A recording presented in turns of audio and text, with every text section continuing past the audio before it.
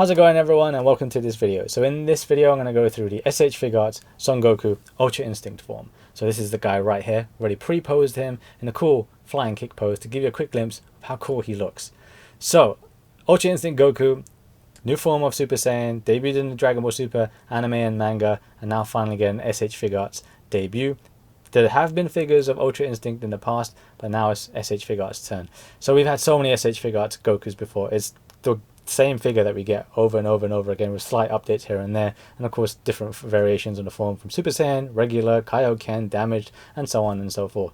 But here we are with the silver grey haired Ultra Instinct. So in this video I'm going to cover a full unboxing of the figure and the parts itself, and then I'll go through my overall opinion of it. So I got mine from Nin Game, just in case you want to know where I got mine from, but there should be other places you can grab him potentially still. But anyway, enjoy this unboxing and stay to the end, where I will give you a full rundown of my opinion.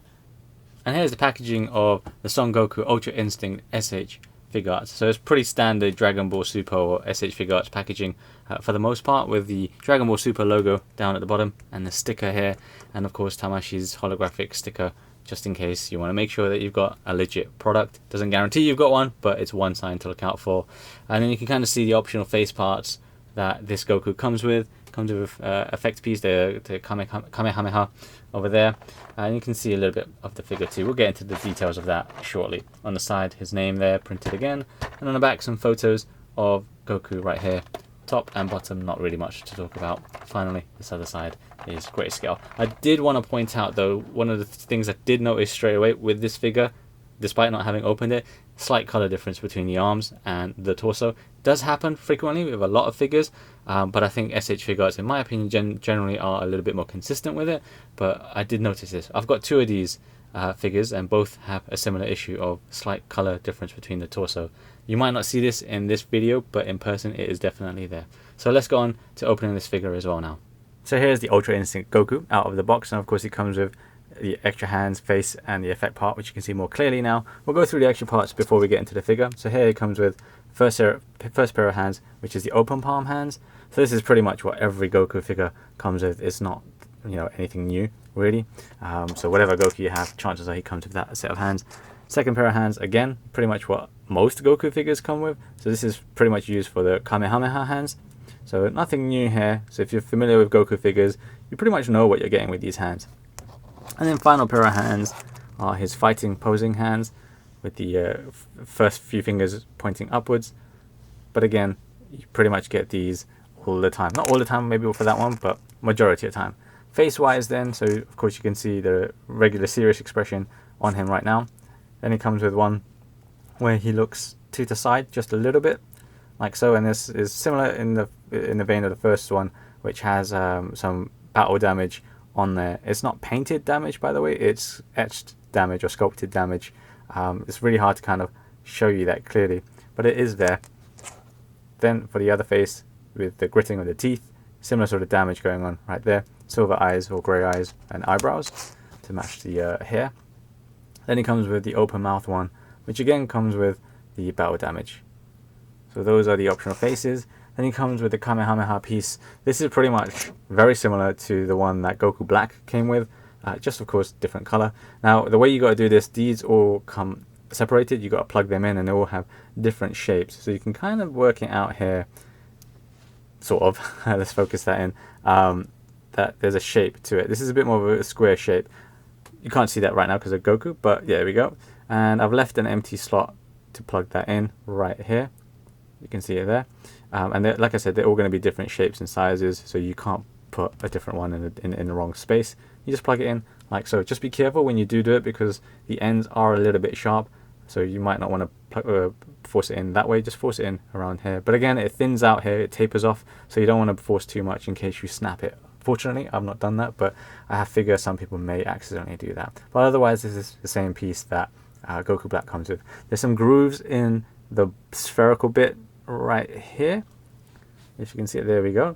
And that's where you can put the hands, this one right here, and it makes it a little bit easier or more stable to hold on to this part. So you just kind of line it up like that. I might have got the shape wrong or upside down, But you don't have to do that. Sometimes getting it aligned is not that simple. You can just hold it and sandwich it between the two hands and it does the same thing. So I'll show you that later. Actually, there's a picture of it and I'll show you that. Then onto the figure itself. So coming onto the figure itself, I just want to point out the arm color differences compared to the torso. So I mentioned that I noticed that when just looking at it through the box, the window of the box, it's still kind of noticeable. It might not pick this up so clearly on the camera, and to be honest, not every individual is going to notice the difference because it's very, very slight. And also, I feel like the color of the arms did kind of change a little bit. Maybe because it's oxidized and come out of the packaging. I don't know, but there is still a slight shade difference between torso and the arms, but it's not a huge issue. It's not a deal breaker by any means, but I just wanted to elaborate on that. So this is the figure itself. It does use some recycled parts from other Goku figures, of course it would do, but otherwise it pretty much uses the new kind of body shape. So you can kind of see the thong piece here. So yeah, it's not a bad thing, but I'll go through some of it anyway. So going from head to toe, you can see, of course, he's got the grey hair or silver hair. Now, for me personally, I do think that it's a little bit adult looking. Maybe, I know a lot of people like the third-party demoniacal fit heads or something. I don't use them personally, and those tend to have like a translucency. So maybe those, for me personally, that might have been a better look than this current shade that we've got. It's not awful, but I think it could be done a little bit better. And of course, he's got battle damage all over him. Now, this is something that, again, not every individual is going to like feel, but for me, I was getting a little bit of trypophobia.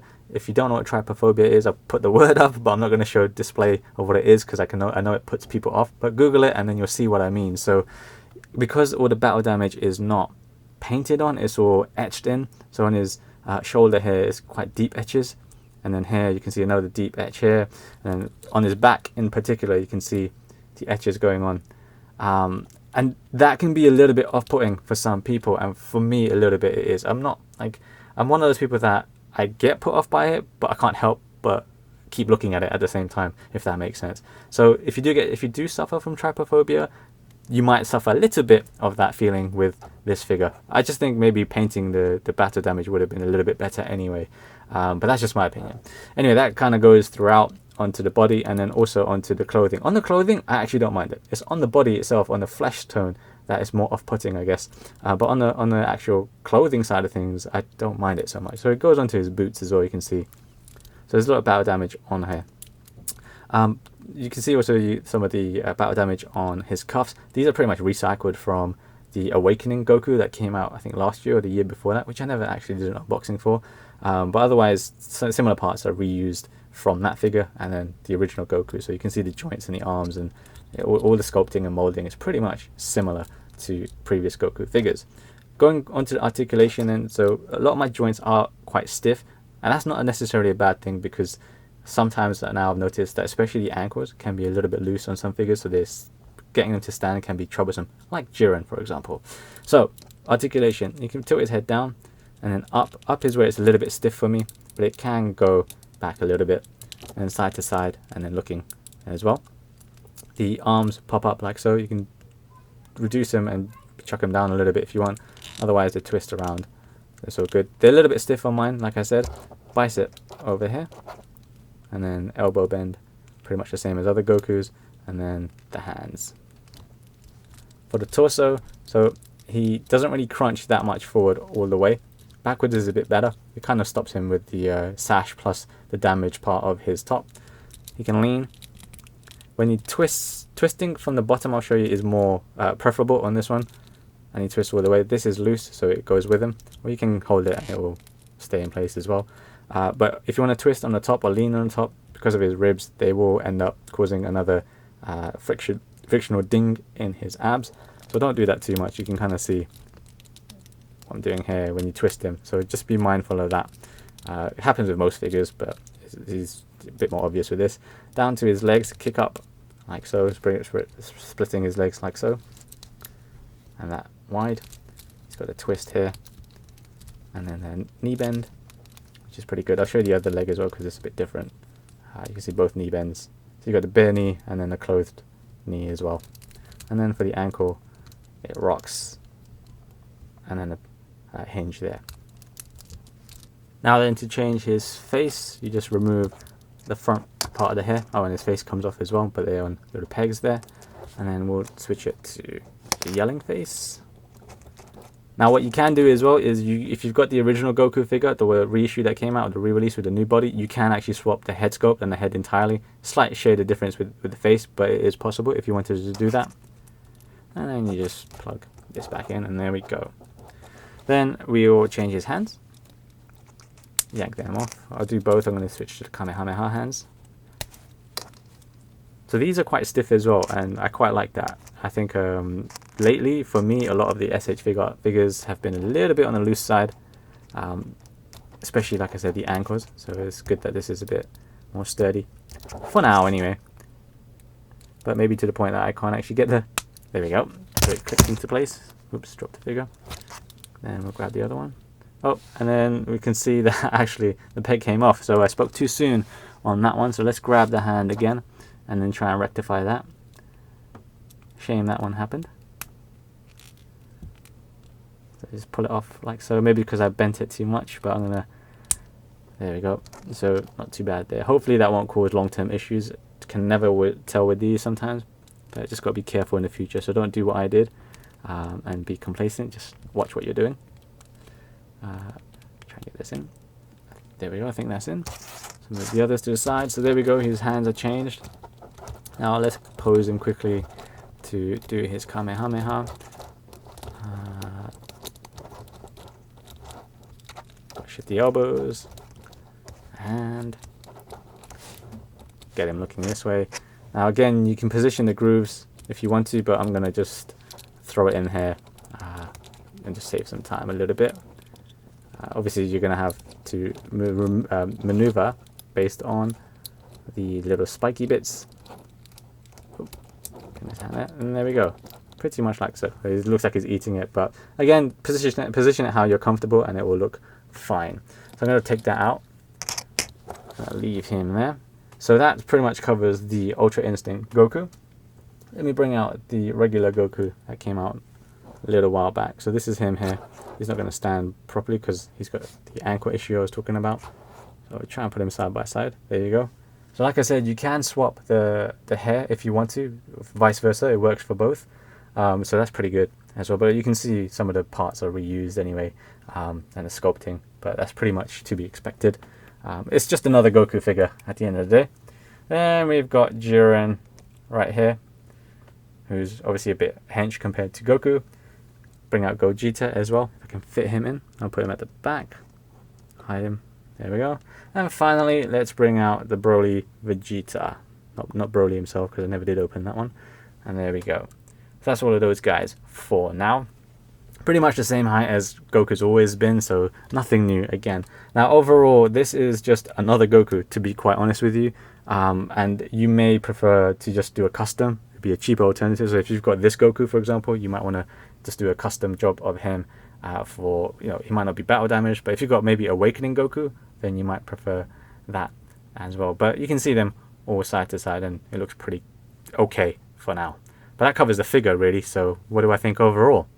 So overall then, this Ultra Instinct Goku is not bad. There's going to be a bit of a tolerance down to you as an individual on how you take to the hair coloration and the battle damage. So I've got regular Goku here as well. So, regular Goku is just a vanilla kind of Goku that everyone kind of recognizes, the orange jumpsuit, black hair.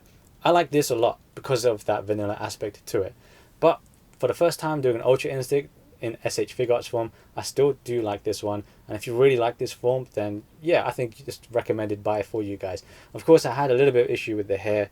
That's grown on me over playing with it and the time being with this figure. But I think it could still be a little bit better if they went for a translucent option.